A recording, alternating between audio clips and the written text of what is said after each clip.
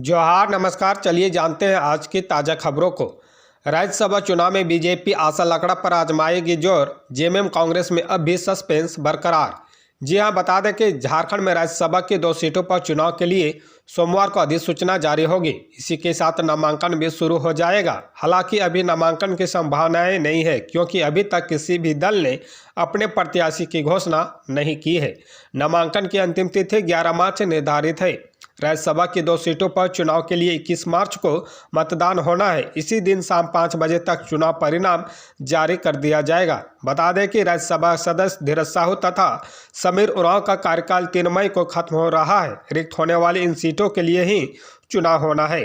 चुनाव आयोग द्वारा जारी कार्यक्रम के अनुसार नामांकन खत्म होने के बाद 12 मार्च को नामांकन की जांच होगी। नामांकन वापसी की अंतिम तिथि 14 मार्च निर्धारित की गई है। 21 मार्च को चुनाव पूर्वाह्न 9 बजे से शाम 4 बजे तक होगा। प्रत्याशियों को नामों को लेकर दलों में चल रही चर्चा के अनुसार रांची नगर निगम की पूर्व महापौर आशा लकड़ा को भाजपा प्रत्याशी बना सकती है। समीर उरांव को लोकसभा चुनाव के लिए लोहरदगा से उम्मीदवार बनाए जाने के कारण तय हो गया है कि भाजपा अपना कोई दूसरा उम्मीदवार देगी। जहां तक इंडी गठबंधन के प्रत्याशी की बात करें तो गांडे से विधानसभा सदस्य रह चुके सरफराज अहमद को राज्यसभा चुनाव में प्रत्याशी बनाया जा सकता है। हालांकि इसके लिए कांग्रेस की रजामंदी भी जरूरी है। बता दें कि सरफराज ने हाल ही में गांडे विधानसभा सीट से त्यागपत्र दे दिया था। उस समय कहा जा रहा था कि झामुमो हेमंत सोरेन की गिरफ्तारी की स्थिति में उनकी पत्नी कल्पना सोरेन को मुख्यमंत्री बनाकर उन्हें गांडे से उपचुनाव लड़ा सकता है। इसी संभावनाओं को देखते हुए उक्त सीट खाली करवाई गई है। हालांकि कल्पना सोरेन की जगह चंपे सोरेन को मुख्यमंत्री बना दिया गया है। इधर गांडे उपचुनाव होगा या नहीं, इस पर फिलहाल संशय बना हुआ है। मौसम ने ली करवट, कई जिलों में शुरू हुई बारिश, वर्षा वज्रपात का येलो अलर्ट जारी। जी हां, बता दें झारखंड में मौसम ने करवट ले ली है। राजधानी रांची समेत कई जिलों में वर्षा हो रही है। वर्षा शुरू होते ही मौसम में ठंडक भी बढ़ गई। रांची में बारिश शुरू होने से पहले ही ठंडी हवाएं चलने लगी थी। इसी बीच मौसम विभाग ने वर्षा और वज्रपात का अलर्ट जारी किया है। भारत मौसम विज्ञान विभाग के रांची स्थित मौसम केंद्र ने रविवार को बताया कि अगले 1 से 3 घंटे के भीतर गुमला, लातेहार, रांची और लोहरदगा में बारिश होगी। मौसम केंद्र ने तत्कालिक मौसम चेतावनी जारी करते हुए कहा कि इन जिलों में हल्के से मध्यम दर्जे की वर्षा होगी। मेघ गरजेंगे, वज्रपात होने की भी आशंका है, इसलिए लोग सावधान और सतर्क रहे। खासकर किसान अपने खेतों में जाने से बचें। आम लोगों को मौसम विभाग की सलाह है कि खराब मौसम के दौरान सुरक्षित स्थान में शरण ले, सावधान और सतर्क रहे। मौसम केंद्र रांची ने सुबह 2 वेदर वार्निंग जारी की है। पहली चेतावनी में गुमला और लातेहार जिले में वर्षा और वज्रपात की चेतावनी दी गई है, तो दूसरी चेतावनी में रांची और लोहरदगा जिले में वर्षा की संभावना व्यक्त की गई है। सुबह 10 बजे रांची में बारिश के बाद से लोगों को ठंड का एहसास हो रहा है। रांची, गुमला, लोहरदगा और लातेहार जिले में भी बारिश शुरू हो चुकी है। बाबूलाल मरांडी ने कहा कि पीएम मोदी के नेतृत्व में विकसित भारत के संकल्प को पूरा करने के लिए झारखंड भी है तैयार।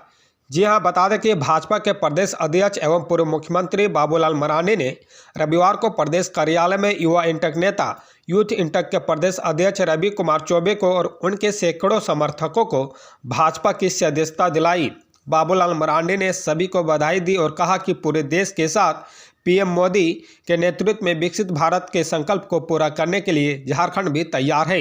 मरांडी ने कहा कि लोग लगातार भाजपा के साथ जुड़ रहे हैं। जनता का भरोसा मोदी पर बढ़ता ही जा रहा है। उन्होंने कहा कि तीसरी बार मोदी सरकार का संकल्प सत्ता के लिए नहीं, बल्कि गांव, गरीब, किसान, मजदूर, महिला, आदिवासी, दलित, पिछड़े सभी वर्गों की सेवा के लिए है। मरांडी ने कहा कि मोदी के नेतृत्व में वंचित वर्ग विकास की मुख्य धारा से जुड़े हैं। आज 25 करोड़ लोग गरीबी रेखा से बाहर आए हैं। जनता के समर्थन से 400 पार का संकल्प पूरा होगा। झारखंड में 14 लोकसभा सीटों पर एनडीए की जीत होगी। उन्होंने कहा कि राज्य में हेमंत पार्ट 2 की सरकार हेमंत सरकार की तर्ज पर ही आगे बढ़ रही है। इससे विकास की उम्मीद बेमानी है। उन्होंने कहा कि विकसित भारत के लिए विकसित झारखंड भी जरूरी है। लोकसभा चुनाव के बाद झारखंड में भी भाजपा के नेतृत्व में मजबूत सरकार बनाने का संकल्प ले। जेल में बंद पूर्व सीएम सोरेन की पत्नी राजनीतिक में रखेगी कदम, जेएमएम स्थापना दिवस कार्यक्रम में होगी शामिल। जी हां, बता दें कि जेल में बंद झारखंड के पूर्व मुख्यमंत्री हेमंत सोरेन की पत्नी कल्पना सोरेन अब राजनीतिक के पायदान पर कदम रखने वाली है। वह पहली बार किसी सार्वजनिक कार्यक्रम में शिरकत करेगी। उन्होंने सोमवार को गिरिडीह में झारखंड मुक्ति मोर्चा के स्थापना दिवस कार्यक्रम के दौरान सार्वजनिक जीवन में प्रवेश करने का फैसला किया है।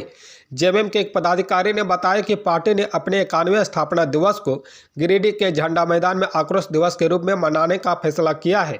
कल्पना ने रविवार को अपने ससुर और झामुमो सुप्रीमो शिबू सोरेन और सास रूपी सोरेन से आशीर्वाद लिया।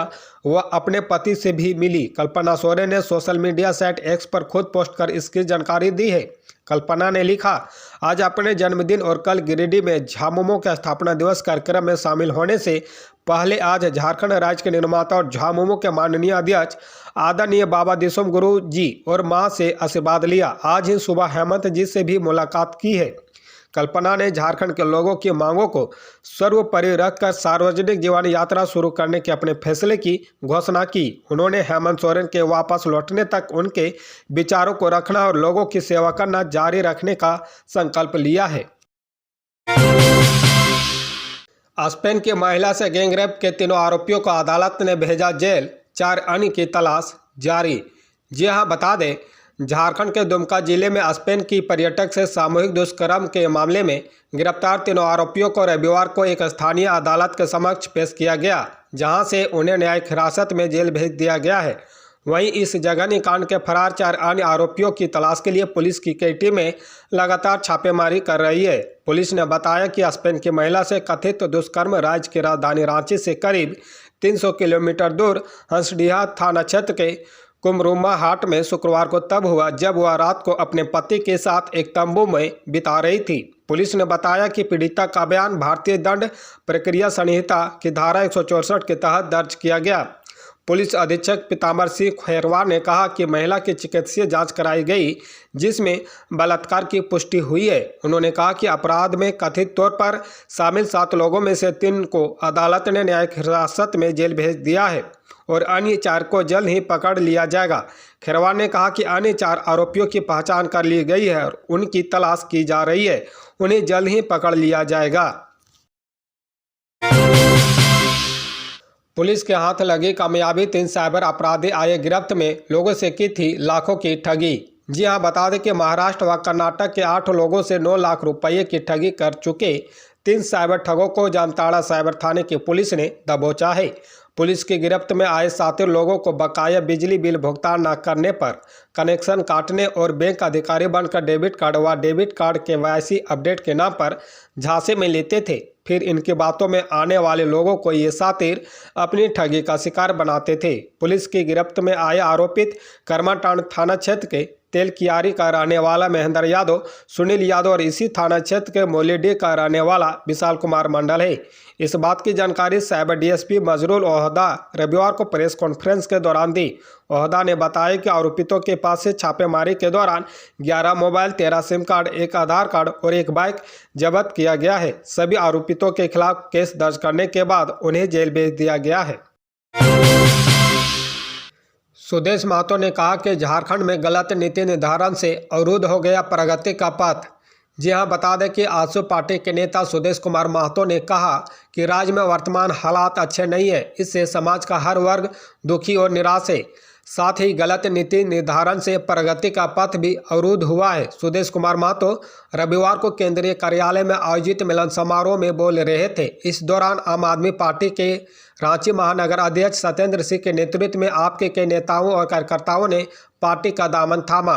पार्टी की सदस्यता ग्रहण करने वाले सभी लोगों का स्वागत करते हुए सुदेश कुमार महतो ने कहा कि राज्य और राज्य की राजनीतिक नई दिशा देने के लिए आप सभी का आजसू पार्टी में स्वागत है। राज्य में सकारात्मक राजनीतिक परिवर्तन लाने के लिए इच्छा शक्ति का होना आवश्यक है। हम सभी को मिलकर प्रदेश को फिर से अविराम गति से तरक्की के पथ पर लेकर जाना है। प्रदेश के अच्छाइयों पर जोर देना होगा। उन्होंने बिगड़ती कानून व्यवस्था के लिए सीधे तौर पर सत्ता को जिम्मेदार बताया। साथ ही कहा कि राज्य को कैसा देखना चाहते हैं यह हमारी सोच में होना चाहिए। आप सभी प्रदेश के दुख और सुख से जुड़ाव रखने वाले नेता हैं। आजसू के मंच में आप सभी का जनता के हक अधिकार की आवाज़ उठाने का काम करेंगे। मौके पर पार्टी के सदस्यता ग्रहण करने वाले सत्येंद्र सिंह ने कहा कि झारखंड के विकास के उद्देश्यों से आजसू पार्टी में शामिल हुआ हूं। झारखंड राज्य के समस्त समस्याओं को दूर करने का प्लेटफॉर्म आजसू है। आजसू युवाओं मूलवासियों के कल्याण करने वाली पार्टी है।